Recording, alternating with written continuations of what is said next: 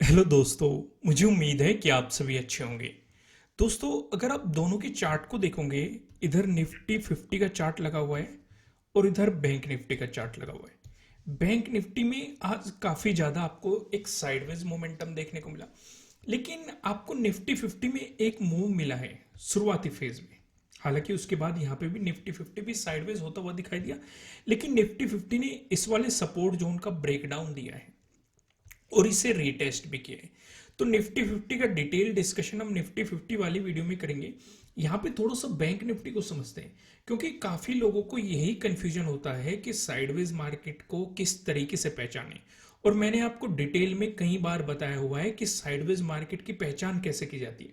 इसलिए मैंने वीडियो में लॉजिक ऐड किया था, जिससे कि सॉरी जिससे कि आप वीडियो में अच्छे तरीके से उन लॉजिक्स को समझ सके और आपको आइडिया लग जाएगा कि साइडवेज मार्केट को पहचाना कैसे जाता है।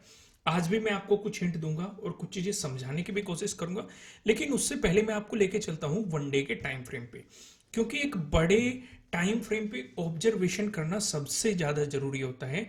उससे आपको मार्केट की बहुत सारी क्लियरिटी नजर आती है। तो यहाँ पे इसका थोड़ा सा हम डिटेल में डिस्कशन करेंगे, जिससे कि आपको पूरी की पूरी क्लियरिटी यहाँ पे होती हुई दिखाई देगी मार्केट की। लेकिन उससे पहले मैं बता दूं कि लाइक टारगेट में रखता हूं 1500 लाइक।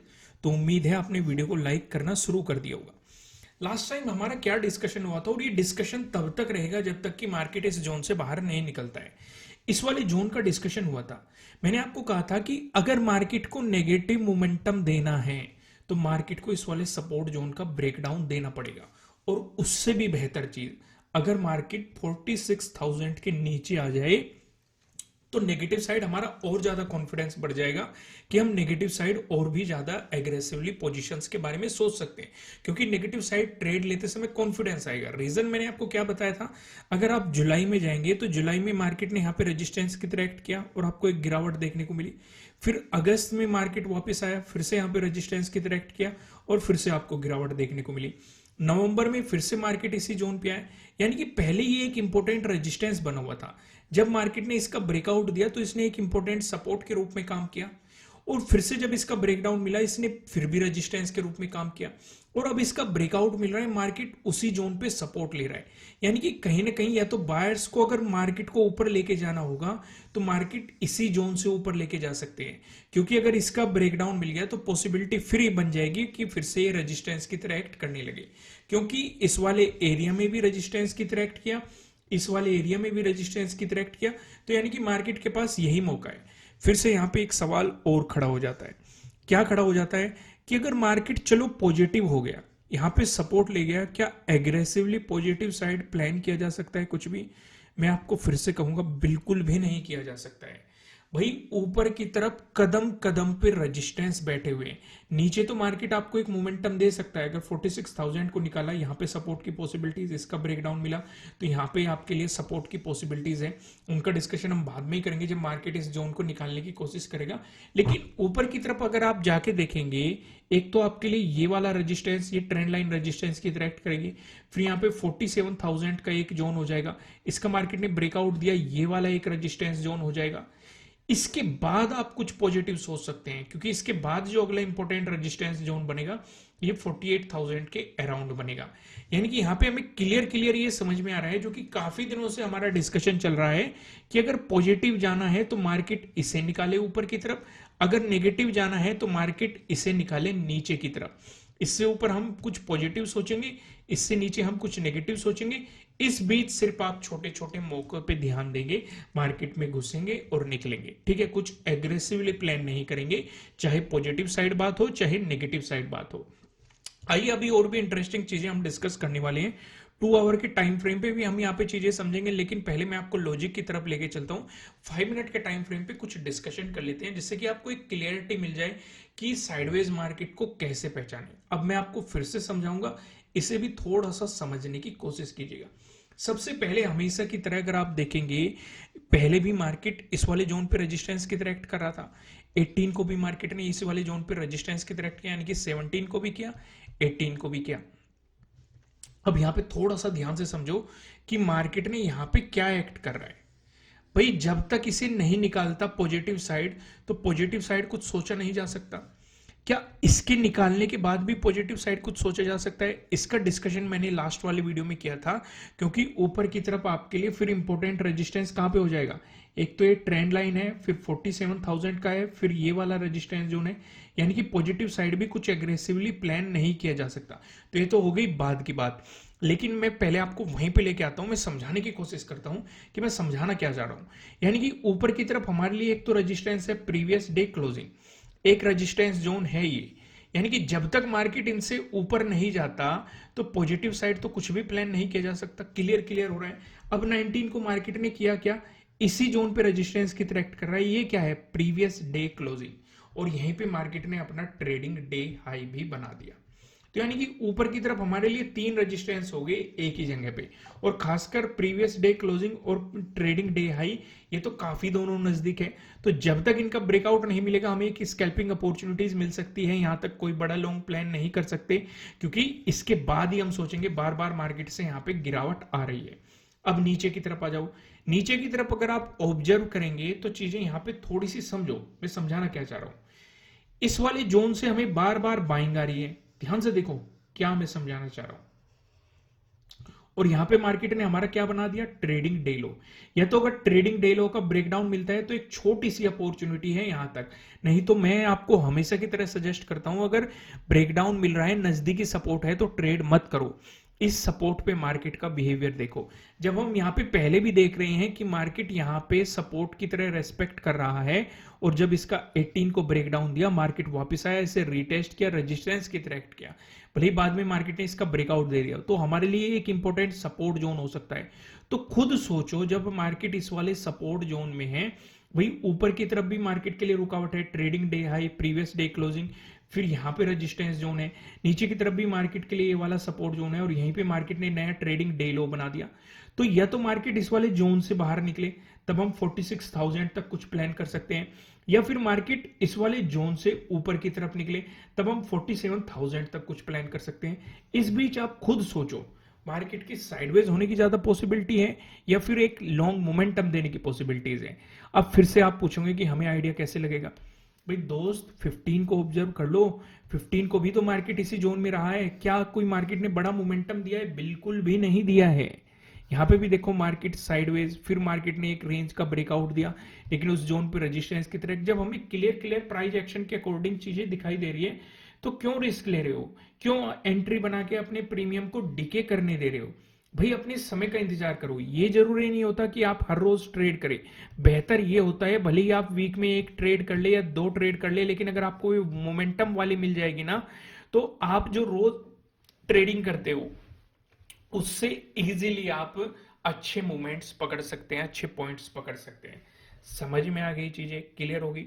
आइए मैं आपको फिर से 2 आवर के टाइम फ्रेम पे लेके आता हूं, क्योंकि कुछ कल के लिए भी हम, यानी कि नेक्स्ट ट्रेडिंग डे के लिए भी कुछ स्ट्रेटेजीज का डिस्कशन करते हैं। लेकिन पहले मैं आपको बता दूं कि 1500 लाइक टारगेट है। उम्मीद है आपने वीडियो को लाइक करना शुरू कर दिया होगा, और कमेंट करके भी बताया करो कि आपको कंटेंट पसंद आ रहा है। ईमानदारी से कमेंट करना है कितने लोगों ने ये वाली ट्रेंड लाइन, ये वाली ट्रेंड लाइन और ये वाले जोन ड्रॉ करके रख रखे हैं। ठीक है, ईमानदारी से कमेंट करके बताना है। अब यहां पर डिस्कशन देखते हैं, सिचुएशन क्या बन रही है। क्या मार्केट इसने इस जोन को निकाला? बिल्कुल भी नहीं निकाला। तो यानी कि नेगेटिव साइड जाने के लिए इस जोन को निकालना है। ज्यादा बेहतर यह है कि मार्केट 46,000 को निकाल दे, तो और ज्यादा कॉन्फिडेंस आ जाएगा। समझ में आ गया? पॉजिटिव साइड क्या हो सकता है? भाई पॉजिटिव साइड एक तो मार्केट के लिए होगा trading day high resistance. Clear हो गया? मार्केट के लिए एक ट्रेडिंग डे हाई, इसका ब्रेकआउट मिला तो यहां पे ये रेजिस्टेंस, इसका ब्रेकआउट मिला तो 47,000, इसका ब्रेकआउट मिला तो ये वाला रेजिस्टेंस। यानी कि इस वाले जोन तक मार्केट के लिए ऊपर की तरफ रेजिस्टेंस बैठे हुए हैं। तो यहां से भी हमें क्या समझ में आ रहा है कि अगर पॉजिटिव साइड भी जाना हो तो छोटे छोटे मोमेंटम और कम क्वांटिटी में काम करेंगे, जब तक मार्केट इस जोन से ऊपर नहीं निकलता।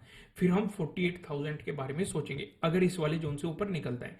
जब तक इस जोन में रहता है तब तक छोटी छोटी क्वांटिटीज के साथ काम करना है। ठीक है, लेकिन कोई खास बड़ा मोमेंटम आ जाए, जैसे कि ये वाली सिचुएशन बनी थी, तो मार्केट जब रिट्रेसमेंट कर रहा हो या ब्रेकआउट दे रहा हो, उस सिचुएशन पे आप वहां पे क्वांटिटीज ऐड कर सकते हैं, यानी कि पिरामिडिंग कर सकते हैं, जिससे कि आपको और भी ज्यादा क्वांटिटी मार्केट में ले जाने का मौका मिल जाएगा। आइए अब हम सीधे चलते हैं 15 मिनट के टाइम फ्रेम पे, और यहाँ पे चीजें थोड़ी सी अब डिटेल में समझते हैं। लेकिन लाइक टारगेट में फिर से यहाँ पे लिख रहा हूँ 1500 लाइक टारगेट है। उम्मीद है आपने वीडियो को लाइक करना शुरू कर दिया होगा। अगर मार्केट फ्लैट ओपन होकर आपको पॉजिटिव मोमेंटम दिखा रहा है, इस वाली सिचुएशन पे फिर से बात वही आती है। अगर आप 19 पे फोकस करेंगे, ये आपके लिए क्या हो जाता है, प्रीवियस डे हाई। इसके जस्ट ऊपर ये वाली रेजिस्टेंस लाइन, जिसकी मार्केट पहले भी रेस्पेक्ट कर चुका है, पहले सपोर्ट के रूप में रेस्पेक्ट कर रहा था, फिर जब ब्रेकडाउन मिल गया तो रेजिस्टेंस के रूप में रेस्पेक्ट कर रहा है। ठीक है, इसका ब्रेकआउट मिला तो 47,000, इसका ब्रेकआउट मिला तो ये वाला रेजिस्टेंस जोन। तो यहां से हमें क्लियर समझ में आ रहा है, एक छोटे टाइम फ्रेम पे भी देखो, मैंने पहले आपको 1 डे के टाइम फ्रेम पे दिखाया, फिर मैंने आपको 2 आवर के टाइम फ्रेम पे दिखाया, फिर मैंने आपको 5 मिनट के टाइम फ्रेम पे दिखाया, अभी मैं आपको दिखा रहा हूं 15 मिनट के टाइम फ्रेम पे, जिससे कि आपको समझ में आ जाए कि मैं समझाना क्या चाह रहा हूं, और क्लियरिटी कितनी मोमेंटम के साथ आपको भी दिखाई देती है। लेकिन फिर भी आप चार्ट पे मार्क नहीं करते और भूल जाते हैं। खुद ही सोचो, ये रेजिस्टेंस, ये रेजिस्टेंस, ये रेजिस्टेंस, ये रेजिस्टेंस, और सारे के सारे पास में ही हैं। तो खुद सोचो, बड़ी क्वांटिटी में काम करना समझदारी है कि नहीं? बिल्कुल भी नहीं है। क्या लॉन्ग साइड पोजीशन सोचना समझदारी है? अग्रेसिवली पॉजिटिव साइड पोजीशन बनाना समझदारी है? बिल्कुल भी नहीं। या तो ये मार्केट के रिवर्सल का कारण बन सकते हैं, फिर साइडवेज का कारण बन सकते हैं, या फिर जो मैंने आपको दिखाया कि बड़ी बड़ी कैंडल बने, इनका मार्केट ब्रेकआउट देता हुआ चला जाए और एक रिट्रेसमेंट दिखा के प्राइस एक्शन बनाए, तब अपॉर्चुनिटी क्रिएट हो सकती है। तो पॉजिटिव साइड की तो ये सिचुएशन है कि कदम कदम पे रेजिस्टेंस है, इसलिए छोटे छोटे टारगेट रखना और कम मोमेंटम को पकड़ना, और यहाँ पे कम क्वांटिटी के साथ काम करना, ये चीजें आपको ध्यान रखनी पड़ेगी। लेकिन वहीं पे अगर मार्केट आपको नेगेटिव मोमेंटम दिखाता है, इस वाली सिचुएशन पे, भाई आपके लिए प्रीवियस डे लो, यहाँ पे अगर आपको प्रीवियस डे लो का ब्रेकडाउन मिलता है तो एक अपॉर्चुनिटी है छोटी सी, 46,000 तक मार्केट पहले भी, अगर आप 18 को फोकस करेंगे, इसी जोन में सपोर्ट लेके बाउंस किया था, तो आपके लिए एक अपॉर्चुनिटी यहाँ पे बन सकती है। लेकिन एग्रेसिवली अगर आपको नेगेटिव साइड जाना है तो 46,000 के ब्रेकडाउन के बाद ही आपको कुछ प्लान करना चाहिए, उससे पहले प्लानिंग बिल्कुल भी मत करना। वहीं पे अगर मार्केट आपको गैप अप ओपनिंग दे देता है, दोस्तों गैप अप ओपनिंग का डिस्कशन करने से पहले मैं आपको बता दूं, आपके लिए किसी भी तरह का ना तो कोई बाय रिकमेंडेशन है, ना ही कोई सेलिंग रिकमेंडेशन है। ये जस्ट एजुकेशनल पर्पज से बनाई गई एनालिसिस वीडियो है। इन्वेस्ट करने से पहले आपको अपनी रिसर्च करनी है, अपने इन्वेस्टर की सलाह लेनी है, क्योंकि प्रॉफिट भी आपका होने वाला है, लॉस की जिम्मेदारी भी आपको अपने आप लेनी है।